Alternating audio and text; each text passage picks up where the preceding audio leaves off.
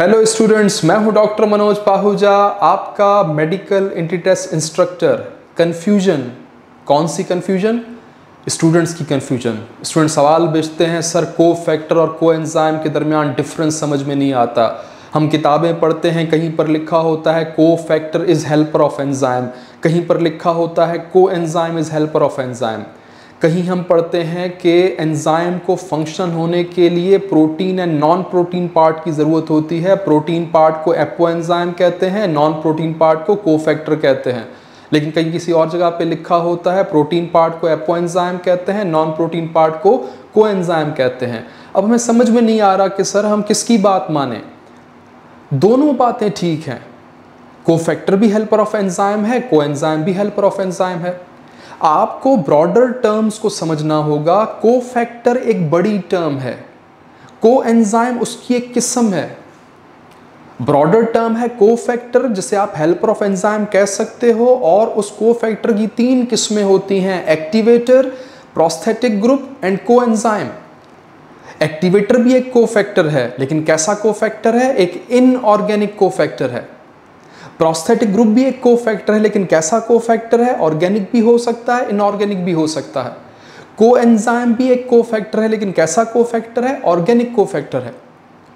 अगर मैं एक्टिवेटर की बात कर रहा हूं तो मुझे कंफर्म बात है, ये पता है कि ये इनऑर्गेनिक आयंस होते हैं जो कि एंजाइम्स के साथ अटैच होके उसके फंक्शन को परफॉर्म करने में हेल्प करते हैं।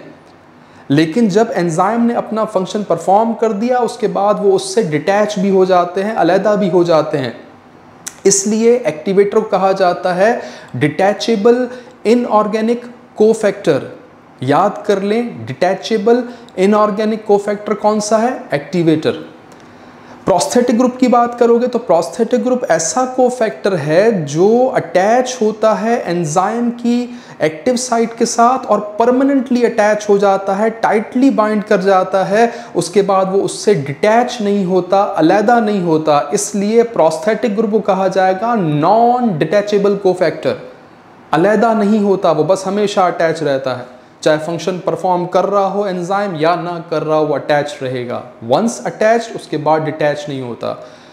को एंजाइम की बात करोगे कि वो ऐसे ऑर्गेनिक कोफैक्टर्स हैं जो एंजाइम के साथ जुड़ते हैं, उसकी एक्टिविटी में उसकी हेल्प करते हैं, उसके बाद अलहदा हो जाते हैं। तो को एंजाइम को मैं कहूँगा डिटैचेबल ऑर्गेनिक कोफैक्टर्स। एक्टिवेटर थे डिटैचेबल इनऑर्गेनिक कोफैक्टर्स, कोएंजाइम्स होते हैं डिटैचेबल ऑर्गेनिक कोफैक्टर्स। तो असल में आपने समझना है कि कोएंजाइम्स जो हैं वो किस्म है कोफैक्टर्स की। हम लिख सकते हैं कि coenzymes are helpers of enzymes.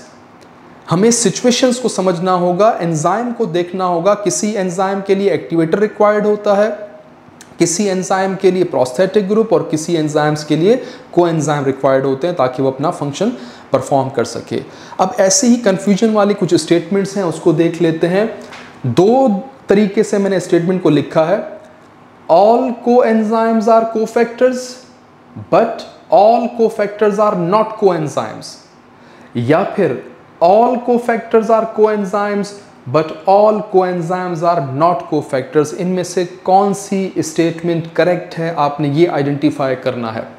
पहली स्टेटमेंट कह रही है ऑल कोएंजाइम्स आर कोफैक्टर्स। मुझे ये बिल्कुल ठीक लग रहा है। जितने भी कोएंजाइम्स हैं वो किसकी किस्म है? वो कोफैक्टर की किस्म है। मैंने पहले ही आपको बताया कोफैक्टर की 3 किस्में हैं: एक्टिवेटर, प्रोस्थेटिक ग्रुप, कोएंजाइम्स। अब कोएंजाइम्स की आप जितनी भी एग्जांपल्स लेंगे, NAD है, FAD है, वो क्या है? वो बेसिकली कोफैक्टर्स ही हैं। ये बिल्कुल ठीक लिखा हुआ है। But all cofactors are not coenzymes, बिल्कुल सही।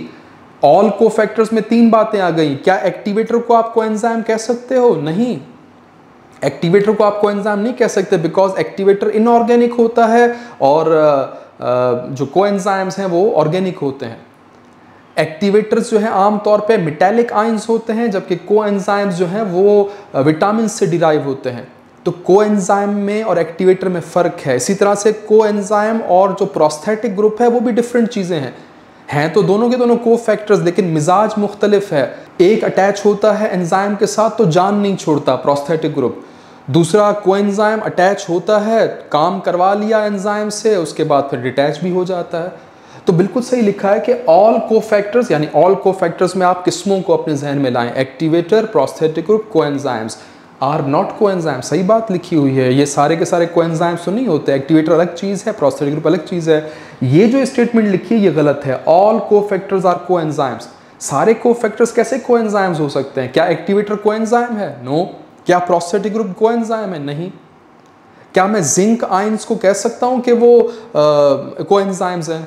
जिंक आयंस तो मेटालिक आयंस हैं, वो तो एक्टिवेटर होंगे। मैग्नीशियम आयंस जो है वो मेटालिक आयंस हैं, वो तो एक्टिवेटर होंगे। क्या मैं NAD को कह सकता हूं कि वो एक्टिवेटर है? नो, NAD एक कोएंजाइम है।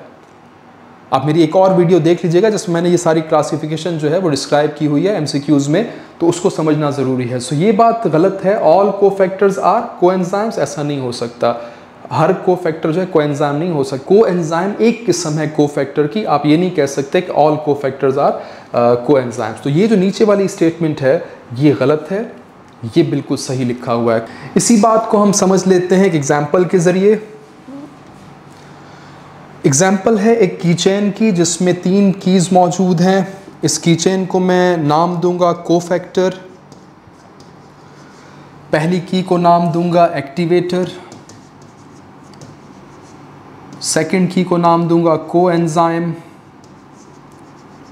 एंड थर्ड की को नाम दूंगा प्रोस्थेटिक ग्रुप। इंसान की एक आदत होती है कि वो एक पर्टिकुलर जगह की मुख्तलिफ कीज़ को एक साथ इकट्ठा रखता है एक ही की चेन में, ताकि वो मिसप्लेस ना हो जाएं और वो उनको आइडेंटिफाई भी कर सके कि ये किस पर्टिकुलर जगह की चाबियां हैं। मिसाल के तौर पे आपका एक शॉप है, उसकी चाबियां आपने अलग रखी होंगी अलग की चेन में, उसका की चेन का जो डिज़ाइन होगा वो भी डिफरेंट होगा ताकि आप आइडेंटिफाई कर सके, ताकि जो चाबियां हैं वो मिक्स ना हो जाएं। अब सपोज़ ये आपके घर की चाबियां हैं और ये मुख्तलिफ हैं क्योंकि इन्होंने मुख्तलिफ दरवाज़ों के लॉक्स को ओपन करने में हेल्प करनी है।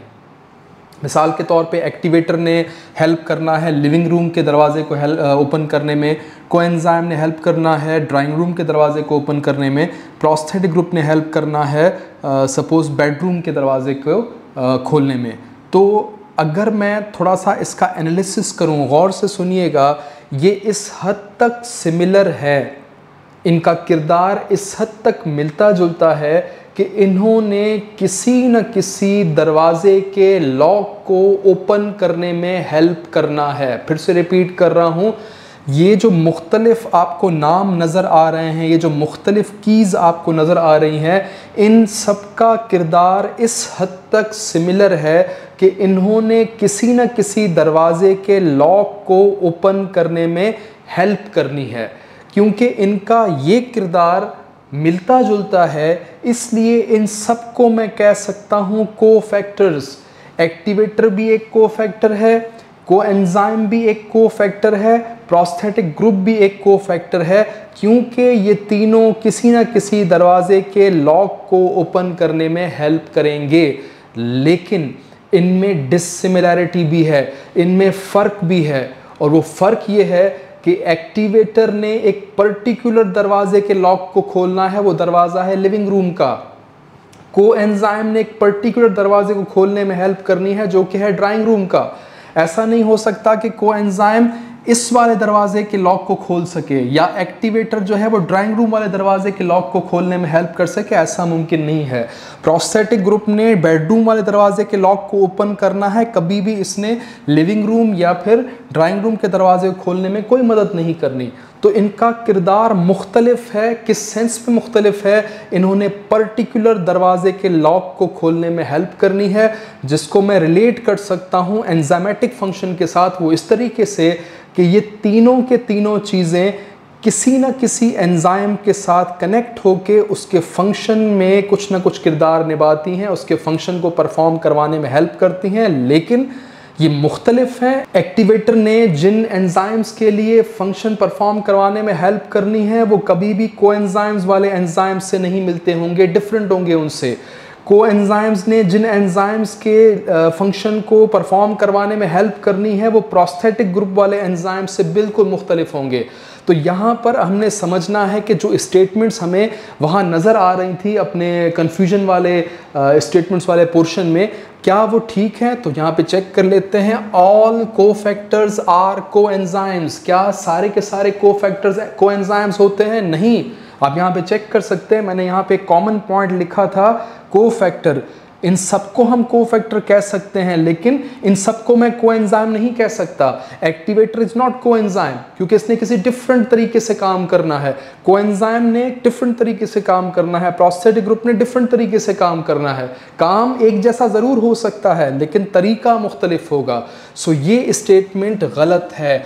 All cofactors are not coenzymes. अगर ऐसा कहीं लिखा है ऑल कोफैक्टर्स आर कोएंजाइम्स, तो आप इसको फॉल्स मार्क करेंगे, ये नहीं हो सकता, क्योंकि दूसरे भी तो हैं। कोफैक्टर में एक्टिवेटर भी तो होता है, प्रोस्थेटिक ग्रुप भी तो होता है, वो कहाँ जाएंगे?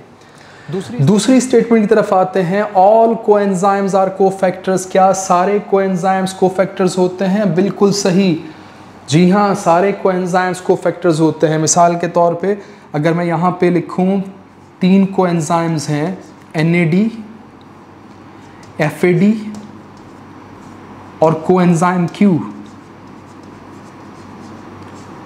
ये तीनों के तीनों कोएंजाइम्स हैं, इसमें कोई शक नहीं है। इन्होंने एक ही तरीके से किसी मुख्तलिफ एंजाइम के साथ अटैच होके उनके फंक्शन में हेल्प करनी है, तो कंफर्म बात है ये कोएंजाइम्स है। लेकिन क्वेश्चन मार्क इस चीज़ पे है कि क्या हम इनको कोफैक्टर कह सकते हैं? यस, कह सकते हैं, क्योंकि की चेन एक ही है, जहाँ से ये मामला है कनेक्टेड वो मामला एक ही है। तो NAD को हम कोएंजाइम तो कहते ही कहते हैं, लेकिन हम इसको कोफैक्टर भी ज़रूर कह सकते हैं। FAD को हम कोफैक्टर कह सकते हैं, कोएंजाइम Q को हम कोफैक्टर कह सकते हैं। कौन से कोफैक्टर्स हैं ये ऑर्गेनिक डिटैचेबल कोफैक्टर्स हैं।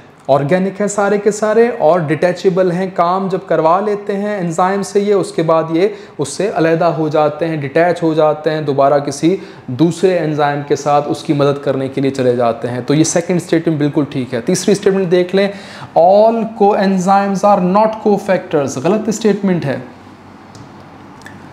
जो दूसरी स्टेटमेंट है उसी का उल्टा लिखा हुआ है।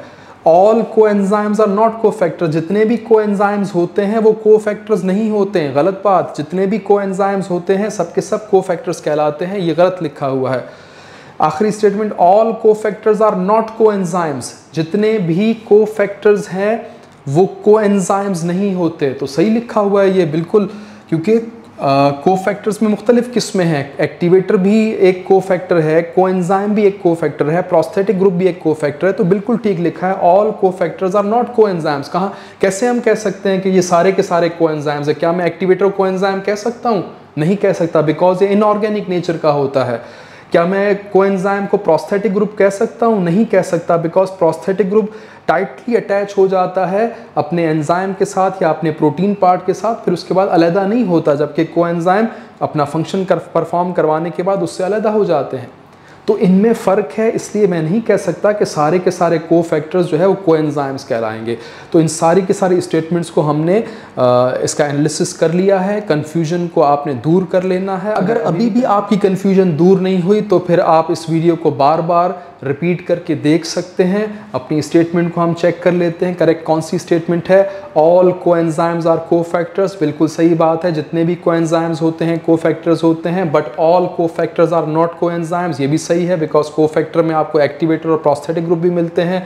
और ये तो बिल्कुल गलत लिखा हुआ है, ऑल कोफैक्टर्स आर कोएंजाइम्स नहीं हो सकता, but all coenzymes are not cofactors बिल्कुल गलत है। तो हमारी जो करेक्ट स्टेटमेंट है वो ये है, नोट कर लीजिएगा इसे।